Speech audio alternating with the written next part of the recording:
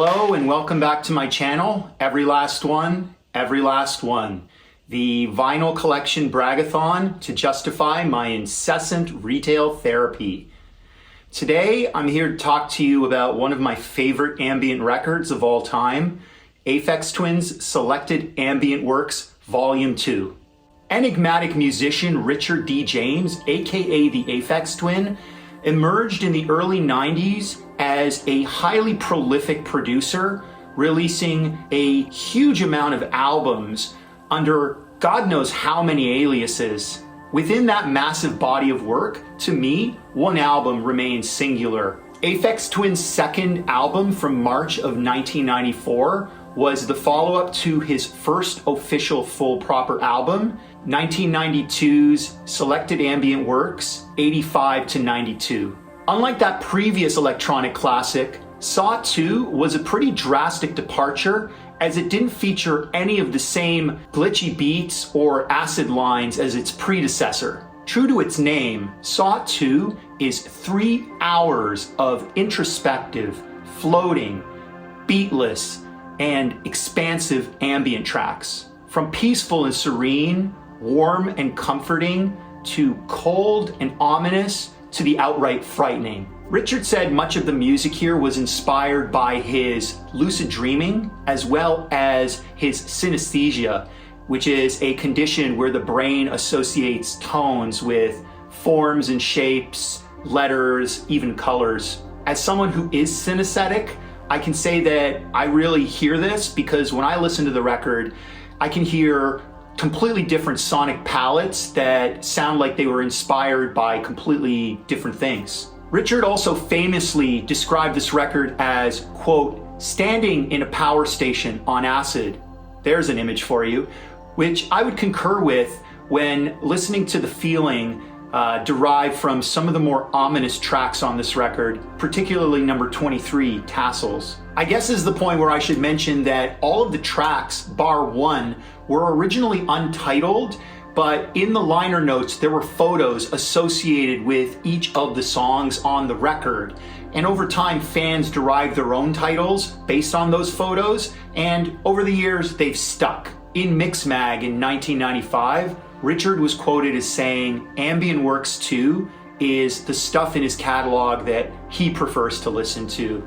Saw 2 is a record of real world building and extreme contrasts. It features tracks that are chock full of, on one hand, some real nightmare fuel, but also some of the most beautiful, eternal compositions written by a true musical genius. A word of warning, if you listen to this album while trying to fall asleep, one of those freakier tracks is bound to crop up at some point. At the time of its release, this album was somewhat divisive as it was marketed as a sequel, and fans of that first record were expecting it to follow in the same vein as Saw 85 to 92. Rave classics, songs that they could dance to, or at the very least bop their head along to.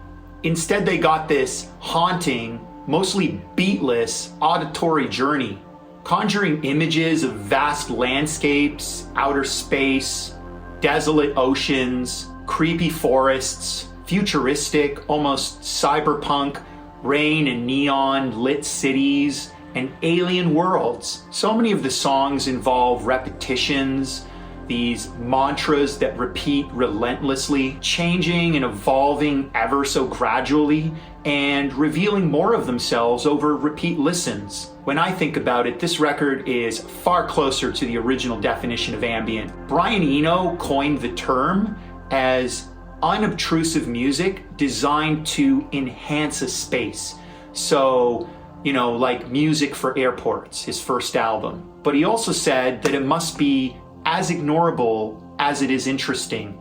And Saw breaks from this as it's far more structured and attention-grabbing in parts. Take the brilliant number 3 Rhubarb, the most welcoming and well-known track here, which is also one of the most beautifully serene and minimalist pieces of music ever. It has a beautiful chord progression, these lush warm synths, and a texture of this smudgy blurriness. Eventually, a yearning counter melody joins the chorus and plays towards the close. I don't know why, but when I hear this one, I always picture the moment of birth, animal or human, and the love of a mother for its newborn. Number 7, Curtains, is an ethereal dreamlike track evoking the creepiness of Twin Peaks.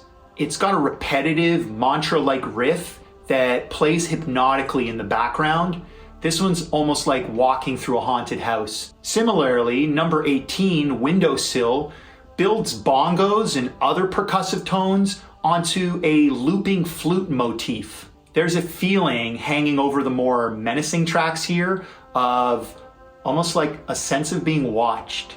Blue Calx, a gentle yet complex track, has this pulsating rhythm throughout it. Soft pads, weightless, like floating out to space or up to the heavens. And now we come to number 19, Stone in Focus, aka the Lost track, made popular in part by animator David Firth, the man behind Salad Fingers, using it in his Spoilsbury Toast Boy web cartoons. Look it up, it's on YouTube. I love the harmonics in the drone, the faint ticking in the distance, and the subtle changes over its epic runtime.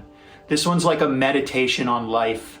It doesn't even feel repetitious, as all of the individual elements have been so carefully considered, and the timbre of the drone almost sounds like it represents breathing the inhale and the exhale over and over. Then, around the 10-minute mark, the chords slow and we get one final exhale. Come to think of it, the repetition with small subtle changes on this track remind me of another highly regarded ambient piece, The Disintegration Loops by William Basinski, although I would say that it's far better executed here. Stone in Focus is the only track here with its own wiki page and millions of views, such as on the fan-created video with the monkey bathing in a stream and the mystery of what exactly it's pondering in its thoughtful gaze. Everything from the vastness of the universe to monoliths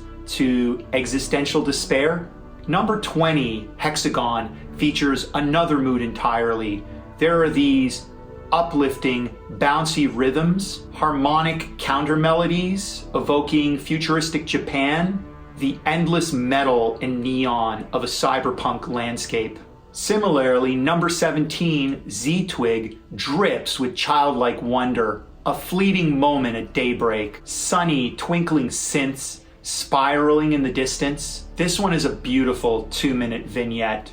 Number 21, Lichen, is often regarded as a Brian Eno-esque composition in the vein of his An Ending Ascent song from his Apollo album. Soft, flute-like timbres play slowly, evoking warmth and comfort, again evoking the love of a mother for its kin. This one is a more joyous companion to the more melancholic Rhubarb.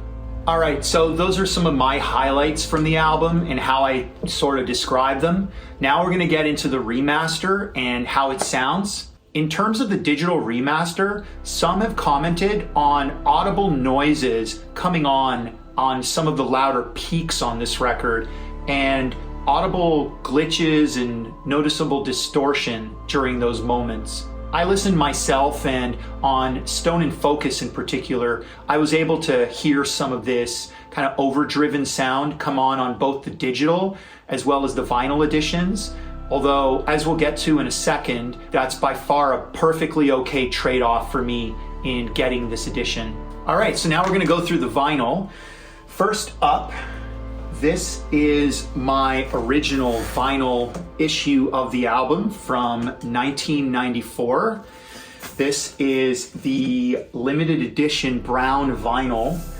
It's numbered number 4784. It's black and white. There was also a version that came out same year that was not limited, that had the color artwork on the front. This one is a gatefold and has the famous images that are associated with each track. So just gonna go through this.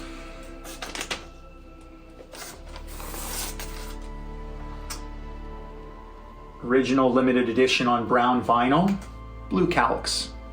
So the reason that I am fine with the overdriven mastering on the new edition is that despite the fact that this one is limited and it's on brown vinyl, it just sounds awful. And I mean, there is just so much noise floor audible, and on a record that is ambient, where you really want to hear the dynamics of those softer passages, the last thing that you want is to be grappling with just crackle city and just fuzz and haze that comes on in like the softer moments. You want to be able to hear everything crystal clear, and it's not the case with this. So this is the new 4LP remaster that came out in October of 2024. It's a 4LP, 27 tracks. We'll get to why that is versus the OG being 25 tracks in a second. Insert poster, sticker sheet, pressed on bio vinyl, which is a new trendy thing coming out all the time now. This one is not a gatefold. It's all in one sleeve. So you get an insert that on one side has the Aphex logo. On the other side, you have all of these different time codes. Paul Nicholson converted these time codes. He was the guy who did the original album artwork. So this is the new image, which includes 2 bonus tracks, so 2 additional images. And Paul Nicholson converted these time codes into decimals so that they would then be turned into a percentage set as ratios alongside the images, meaning that all of these different ratios align to the original time code runtime and are an accurate representation of how much the music takes up on those specific sides, hence the individual images being the shape and size that they are. So this one's on bio boring black vinyl, so BBBV. You get 2 sticker sheets on white and 2 on black here. And so I love the sound of this one compared to my original one, which is just like a real slog to listen to with all that crackle. And I've washed my records, I've cleaned them up, and believe me, it's in good shape. It's just people have commented on that. The brown version just sounded horrendous for years. There was another repress, I think in about 2012 or so, which is essentially just taking the CD version, which was 23 tracks, and just repressing it. It wasn't the OG original with that vinyl mastering job and with the tracks Hanky and Stone in Focus. So very happy to get this one here. So train spotters have noticed that on this edition, unlike the previous original, where the photos were all credited as being done by a photographer named Sam, on this edition, it's credited to Richard D. James. Some people have got the theory that that would mean that the original photographer Sam just doesn't want to be credited. I think it's way simpler than that. With someone as enigmatic and playful as Aphex Twin, I just think that Sam was probably, once again, one of his aliases. Sounds more accurate. So in terms of the bonus tracks, there is 2. There is one called TH1, or The One, Even Slower, which was a track that originated from Richard's famous SoundCloud dump that happened in the beginning of 2014, where he threw like over 100 tracks from old DATs and cassette tapes up online that were never released. TH1 Even Slower is serviceable, if a little unnecessary. After the brilliant outro of number 25, Matchsticks, I don't think we need yet another track that is ominous in tone and evoking the image of falling through space, let alone an 11-minute one. Rhubarb Orc 19.53 Rev is okay, but to me it's more of a curio. The best thing about this is that they're finally acknowledging that the fan name Rhubarb is what that track number 3, the Timeless Composition, is now known as. But this, as the title suggests, Rev, is a reversed orchestral arrangement that was performed live of Rhubarb. And to me, it's a okay curio, but I feel like I would have rather heard it played the right way round. And judging by the amount of people that have put up YouTube videos that I was able to find that have Rhubarb Orc 19.53 Rev reversed, as in the right way around, doesn't look like I'm the only one that feels this way. If you want to experience a brilliant cover of Rhubarb, go look up on YouTube this cover, which is set to classical guitar with these two young men on a rooftop at sunset drinking in San Francisco. It is just this beautiful moving piece with perfect minimalism and these little echo drops and bangs in the distance. Super feels on that one. Certainly the most touching detail about this reissue to me is the dedication that's been included in the liner notes from Richard to his mom and dad. I'm gonna read it to you. Rhubarb Notes. My mom gave me so much love, dedicated her life to me, filled me to the brim with confidence, and somehow managed to be a nurse at the same time. That love she gave can now be felt by millions of people all over the world and beyond through this music. Thanks for everything, Lorna James. I watched both my mom and dad die in front of me recently. Was so very grateful to have been able to be there with them then, as scary as it was to see. She was cracking jokes hours before she left. Even though she was in a lot of pain, she told the awkward doctor on the last day, "I should be shot, put down." She was very funny. I opened the lovely French doors to the room she was in on the last morning. It was sunny, and she said, "Ah, that beautiful champagne air. Will remember that till I die." I still meet them in my dreams regularly and have relaxing, normal chats about nothing in particular.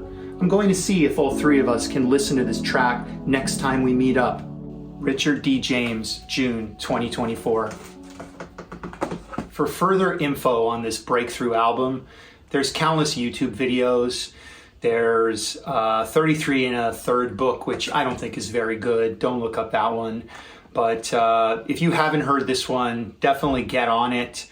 It's a bit unwieldy in its size and tone, but it rewards repeated listens. The world building on this record is full of opposing contrasts. It's an album that takes the listener on an extremely rewarding journey for those willing to take the time. Just like Richard opening those French doors to let in light into his mom's room on her last day.